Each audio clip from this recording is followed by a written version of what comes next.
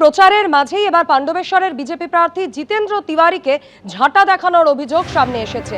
গতকালই প্রচারে বেরিয়েছিলেন পাণ্ডবেশ্বর কেন্দ্রের বিজেপি প্রার্থী জিতেন্দ্র তিওয়ারি, সেই বিধানসভা কেন্দ্রেরই অন্তর্গত জগন্নাথপুরে। আর তখনই তাকে ঝাঁটা দেখানোর অভিযোগ ইতিমধ্যেই ভিডিও ভাইরাল হয়েছে।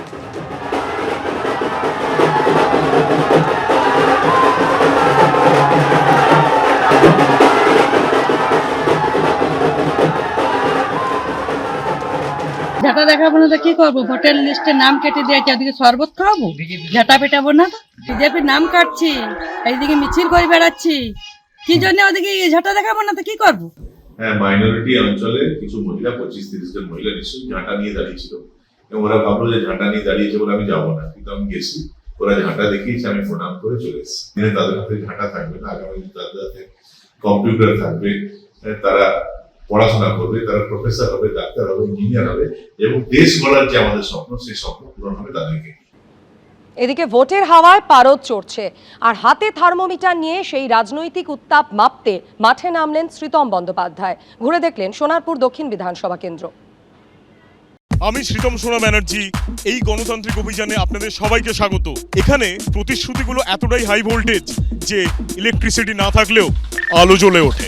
যেখানে প্রতিশ্রুতির গতিবেগ নাসার রকেটের থেকেও দ্রুত, আর তার বাস্তবায়নের গিয়ার আর অ্যাক্সিলারেটর রয়েছে প্রার্থীদের হাতে। তাহলে আসুন শুরু করি সোনারপুর উত্তর দক্ষিণ কনস্টিটিউয়েন্সি থেকে আমাদের এই মজার, রহস্যময় এবং কল্পবিজ্ঞানের সফর, যেখানে প্রত্যেকটা উত্তর শোনার পরে আপনার মনে হবে যে এটা কি কোনো সিনেমা, না জাস্ট একটা ট্রেলার, নাকি পোস্টার রিভিল।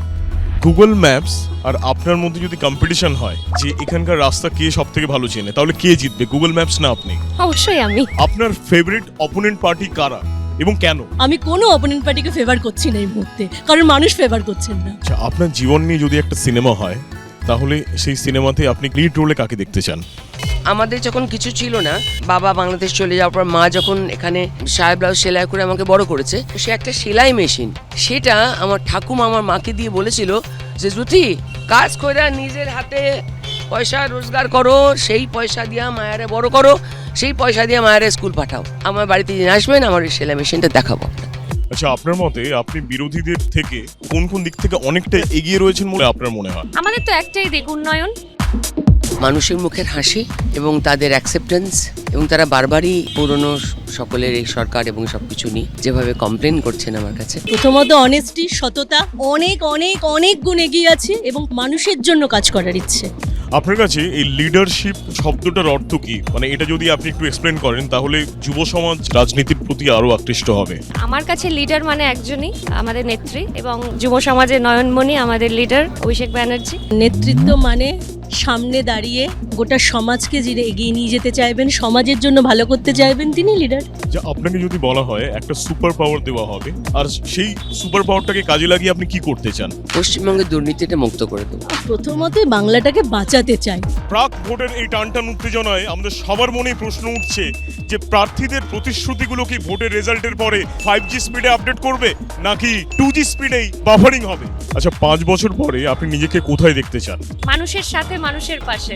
এই পশ্চিমবঙ্গকে একটা বাসযোগ্য জায়গা কেউ এখনো করে উঠতে পারেনি। আজ সোনারপুরের মতন একটা জায়গায় ল্যাম্পপোস্টগুলো লাগিয়ে রেখে দিয়েছে, অর্ধেক জায়গায় আলোগুলো দেয়নি, জলের লাইনগুলো বাধ্য হয়েছে ফেলতে, বেশিরভাগ জায়গায় ফেলতে বাধ্য হলেও জলের লাইনটা দেয়নি, জলটা দেয়নি, ঘুষ না দিলে। আমি এই ঘুষ মুক্ত পশ্চিমবঙ্গটা দেখতে চাই এবং তার জন্যই আমি আমার প্রাণপাত করব। রাজপুর সোনারপুরে যেটা মেইন সমস্যা আছে ড্রেনেজের, সেটার ম্যাক্সিমামটাই আমরা করতে পেরেছি।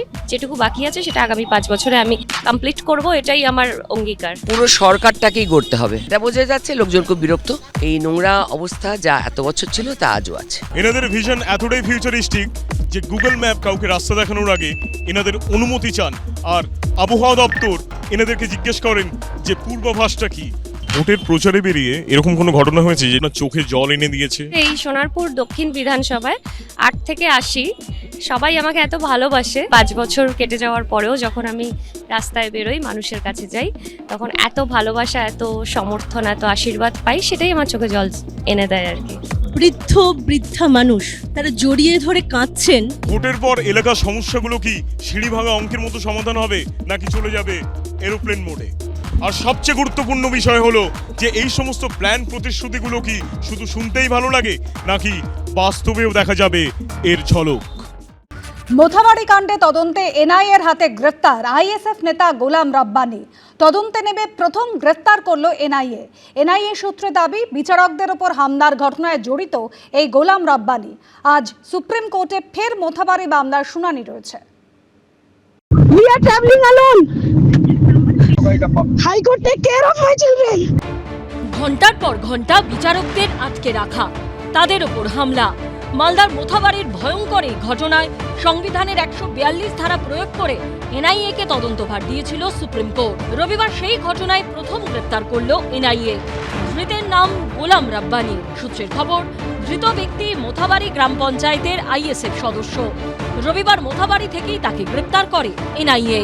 আমাদের মাননীয়া মানুষকে ইনডাইরেক্টলি থ্রেট দেওয়ার জন্য বলেছিল, দুই একটা কেস দেবো, ঝুলিয়ে দেবো। উনি বুঝাতে চাইছেন যে টিএমসি ছাড়া অন্য কোনো দলের যদি থাকে তাদেরকে কেস দ্বারা বা যে কোনো পর্যায়ে তাদেরকে আমরা আটকে রেখে দেবো, যেন তারা তাদের বিকাশ ঘটাতে না পারে। এর আগে তো রাজ্যের পুলিশ অ্যারেস্ট করেছে আইএসএফ, তারপর মিম মানে ওএসির দলের, এরা তো সব দেখেছি। আসল ঘটনাটা সামনে আনতে হবে, সেটা এনআইএ আনবে কি? 1 এপ্রিল মোথাবাড়িতে সুপ্রিম কোর্টের নির্দেশে এসআইআর এর কাজে আসা বিচারকরা ভয়াবহ অভিজ্ঞতার মুখোমুখি হন। দুপুর থেকে বিডিও অফিসে আটকে রাখা হয় তাদের। মাঝরাতে কোনো মতে বেরোলেও রাস্তায় তাদের গাড়িতে হামলা চালানো হয়। প্রাণ ভয় কেঁদে ফেলেন এক মহিলা বিচারক। High Court, take care of my children. Take care of my children if something happens to me. এই ঘটনায় শতপ্রণোদিত হয়ে মামলা রুজু করে সুপ্রিম কোর্ট। সেই মামলায় সুপ্রিম কোর্টে প্রাথমিক অনুসন্ধান রিপোর্টও জমা দিয়েছে এনআইএ। এই পরিস্থিতিতে সূত্রের খবর, তদন্তে নেমে সিসিটিভি ফুটেজ খতিয়ে দেখে কয়েকজনকে জিজ্ঞাসাবাদ করে এনআইএর তদন্তকারীরা। সেই সূত্রেই সামনে আসে মোথাবাড়ি গ্রাম পঞ্চায়েতের আইএসএফ সদস্য গোলাম রাব্বানির নাম। বয়ানে অসঙ্গতি মেলায় রবিবার তাকে গ্রেফতার করা হয়। এনআইএ সূত্রে দাবি, বিচারকদের উপর হামলার ঘটনায় যাদের যোগ রয়েছে তাদের মধ্যে অন্যতম এই গোলাম রাব্বানি।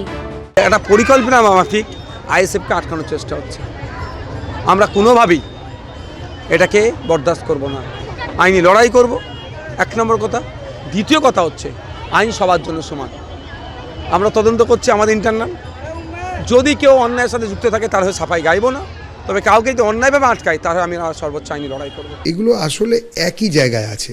এমনকি মোহাম্মদ সেলিমও যখন রুদ্রদ্বার মিটিং করেন হুমায়ুনের সঙ্গে 5 তারা হোটেলে গিয়ে, নিজের পার্টির লাইনের বাইরে গিয়ে, তখন আমরা বুঝতে পারি যে এগুলো আসলে একটা অদ্ভুত হিন্দু ফোব এবং একটা হিন্দু বিরোধী প্রোগ্রামের অংশ। এই জিনিস চলতে দেওয়া যায় না। বাঙালি এই জিনিস মানে না, বাঙালি বহুত্ববাদে বিশ্বাস করে। মোথাবাড়ি কাণ্ডে মূল চক্রী হিসেবে আইনজীবী মোফাক্কারুল ইসলাম সহ 35 জনকে আগেই গ্রেপ্তার করেছিল সিআইডি ও পুলিশ। এবার গ্রেপ্তার করল এনআইএ। সোমবার সুপ্রিম কোর্টে এই মামলার পরবর্তী শুনানি রয়েছে। আবিদ দত্ত ও সমক লাহিড়ীর রিপোর্ট, এবিপি আনন্দ। এবিপি আনন্দ, এগিয়ে থাকে, এগিয়ে রাখে।